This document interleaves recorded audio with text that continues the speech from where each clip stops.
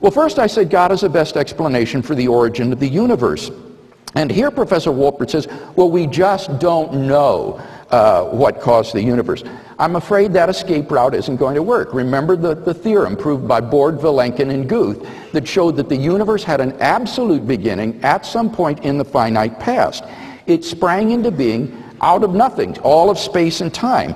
That is all I'm using the scientific evidence for, is to prove that statement, that the universe began to exist. That is a religiously neutral statement that can be found in any textbook on astronomy and astrophysics. Certainly, my argument does not fall under his charge that it goes against science. On the contrary, the Christian who believes that the universe begins to exist finds himself comfortably within mainstream science. It is the atheist who wants to salvage an eternal universe who finds himself with his back to the wall, trying to find some way to avoid the conclusion of Big Bang cosmology and the Borde-Guth-Vilenkin theorem.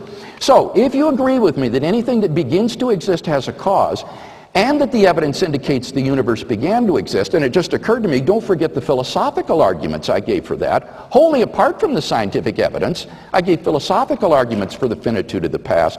Then you'll agree with me that there is a transcendent personal cause. What about fine-tuning? Here, Professor Wolpert says, well, it's just chance, it's just dumb luck. Again, I don't think that will work, because it's not just the probability or the improbability issue here, it's the probability of having a life-permitting universe. To give an analogy, suppose Bob is given a car for his birthday, and the license plate has on it CHT 4271. Now, there are millions of license plate numbers, and that number is highly improbable, yet it would occasion no special interest.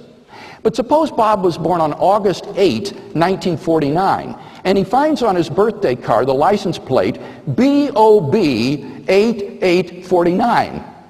He would be obtuse if he just shrugged this off and said, oh, well, nothing to be explained about that. Any number is equally improbable, and there had to be some number on the car.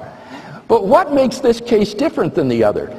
It is the combination of high improbability with an independently given pattern that results in what design theorists call specified complexity.